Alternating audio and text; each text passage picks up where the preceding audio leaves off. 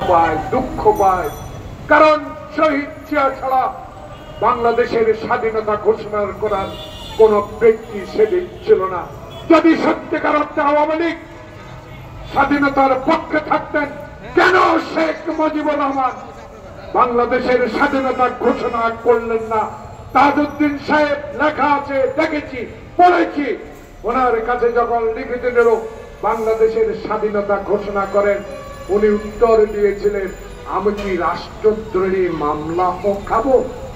প্রিয় ভাইয়েরা, তাই আজকে আমাদের সমালোচনা করতে আপনাদের সেই শেখ মুজিবের কন্যা বাংলাদেশে ক্ষমতা এসে তার উপর ভর করে 20 বছর, 17 বছর, 16 বছর মায়ের বুক খালি করেছেন। ওই মইনি আহমদ, তোমার বিচারও বাংলাদেশে হবে। তুমি ষড়যন্ত্র করে সেদিন বেগম জিয়াকে মাইনাস করার চেষ্টা করেছিল। 2 মাইনাস, জনগণ বলে 2 না 1 খালেদা জিয়া। তাহলে শেখ হাসিনা ক্ষমতায় কেমনে আসে? আটলান্টিক সাগরের মতো, মহাসাগরের মতো দল বিএনপিকে মাত্র কয়েকটি আসন দেওয়ার পরও বেগম জিয়া বাংলাদেশের স্বাধীনতা, বাংলাদেশের মানুষ গণতন্ত্র, সংসদের প্রতি শ্রদ্ধা জানিয়ে সেদিন পার্লামেন্টে গিয়েছিলেন। তখন সেই নেত্রী আপসী নেতৃত্ব লাভ করেছিলেন, উপাধি লাভ করেছিলেন। সেই নেত্রীকেও শেখ হাসিনা কারাগারে থাকা থেকে রক্ষা করতে পারেন নাই।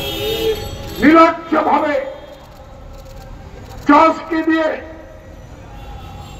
বিচারকে উল্টে দিয়ে সেদিন বেগম জিয়াকে সাজা দেওয়া হয়েছিল। প্রিয় ভাইরা, 5 বছরের সাজা কি করে হাইকোর্টে এসে আমরা জানি। ইতিহাস বলে নিম্ন আদালতের রায়ে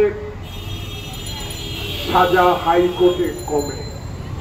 প্রিয় ভাইরা, বলা নির্মম পরিহাস। সেদিন হাইকোর্টে কার ইঙ্গিতে, কার ইশারায় বেগম জিয়ার সাজা বাড়িয়ে দিয়েছেন, সেটা আমাদের মনে করিয়ে দেয়। প্রিয় ভাইয়েরা, 1996 সালে ক্ষমতা এসে বাংলাদেশে মানুষকে যেভাবে অপমান করেছেন, অবদুষ্ট করেছেন, সেইগুলো আমরা মনে করিয়ে দিতে চাই। এই জন্য 1996 সালের শহীদ জিয়ার মাজারে যাওয়ার ঝুলন্ত বৃষ্টি এখনো টাকার বাহাদুরি করে বাংলাদেশের গার্মেন্ট শিল্পকে ধ্বংস করার জন্য সালাম মুর্শিদির কঙ্গেরা, সালাম মুর্শিদির মেয়ে এখনো বিজিএমের ডাইরেক্টর কি করে থাকে, এটাই জনগণ জানতে চায়। আপনারা তদন্ত করে বের করতে পারবেন যারা এই বিজিএমকে ব্যবহার করে কোটি কোটি টাকা শেখ হাসিনাকে দিয়ে বিদেশে পাচার করেছে, তাদেরকে আইনের আওতায় আনতে হবে। তারা এখন নতুন ড্রেস পরেছে, তারা এখন নতুন পাঞ্জাবি ছিনিয়েছে, তারা আবার আপনাদের পাশে যাওয়ার চেষ্টা করছে ওই ঘাপটি মারা লোকদের দ্বারা। তাই আপনাকে সচেতন হতে হবে। আপনার কাছে প্রত্যাশা তো টাকা নয়, আপনার কাছে প্রত্যাশা শেখ হাসিনাকে দেশে আনতে হবে। শেখ হাসিনা যে অবিচার করেছে, বিচার বিভাগকে ধ্বংস করে দিয়েছে, যেই 2 জন তারেক রহমানকে সাজা দিয়েছে বিনা কারণে, খালেদা জিয়াকে সাজা দিয়েছে, বহাল তবিয়তে এখনো আছে হাইকোর্টে। প্রিয় ভাইয়েরা, জনগণ বলা শুরু করেছে, আমার কথা নয়, সত্যি কথাগুলো মানুষ বলা শুরু করেছে। কারণ এখন সাহস বেড়েছে, এখন হাসিনা নাই, এখন কথায় কথা হারুন নাই, বিপ্লব নাই, মেহেদী নাই।